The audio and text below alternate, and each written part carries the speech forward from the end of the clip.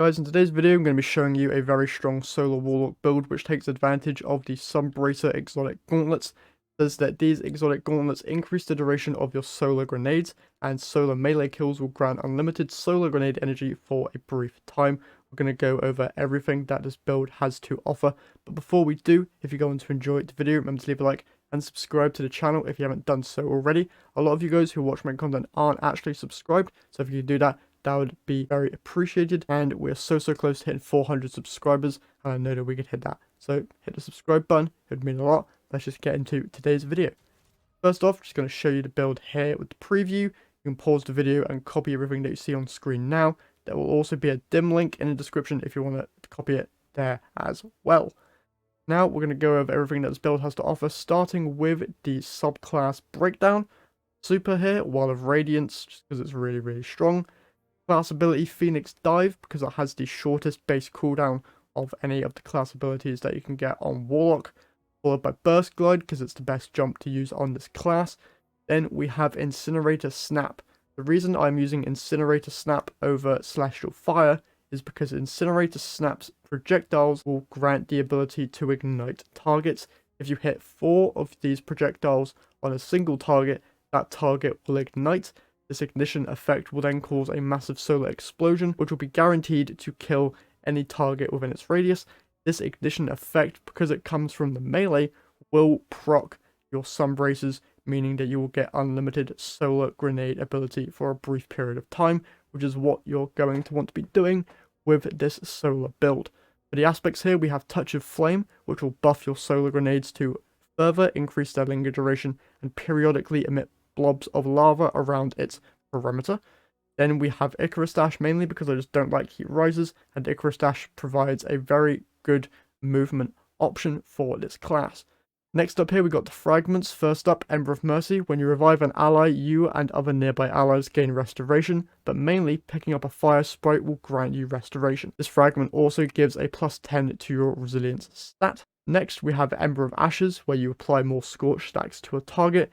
If you apply enough Scorch stacks to a target, then they will ignite. Next, Ember of Searing. Defeating Scorch targets grants melee energy and creates a fire sprite. This also gives +10 to your recovery stat. Followed finally by Ember of Resolve, where Solar Grenade Final Blows cure you. From the fragments alone here, you're getting a lot of ability regen and healing, which is what you are going to want to use in those higher difficulty activities. Now we're going to go over the armor mods that I use with this build. Starting off here with the helmet. You can use whatever mods you want on this helmet, but I mainly recommend a Siphon mod of your choosing, depending on what weapons you are using with this build. Because I use Callus Mini Tool a lot, I use Solar Siphon. Siphon mods state that rapid weapon final blows with an element matching the mod's description will create an orb of power.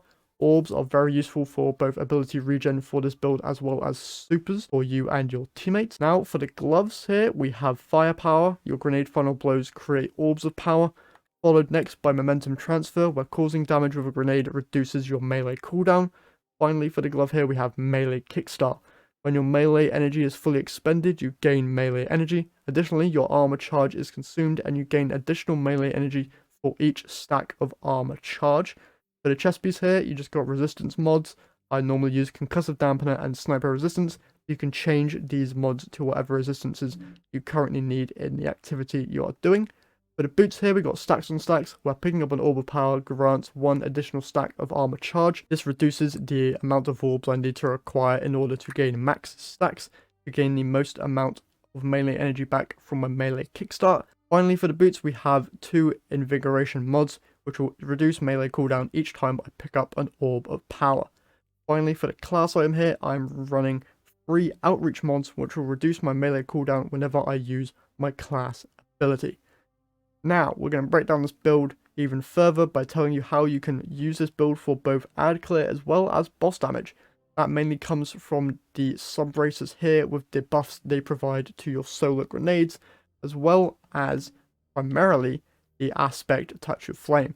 Touch of Flame says that it emits lava blobs around its perimeter, but if you throw those grenades onto the roof, they will then drop those lava blobs in a more condensed pattern, shall I say, so that you can then throw them above a boss, and then those blobs will land on the boss target, and the blobs actually do quite a lot of damage. You've probably seen videos all over YouTube of people one-phasing Riven with this exotic. So if there's a boss that has a roof over its head, you can very easily continuously deal damage with this exotic. That is it for today's video. If you enjoyed, remember to leave a like and subscribe to the channel if you haven't done so already. As a reminder, there's a dim link down in the description so you can copy this build to your character if you would like. That's all I have for you guys today. So I hope you enjoyed, and I'll see you in the next one.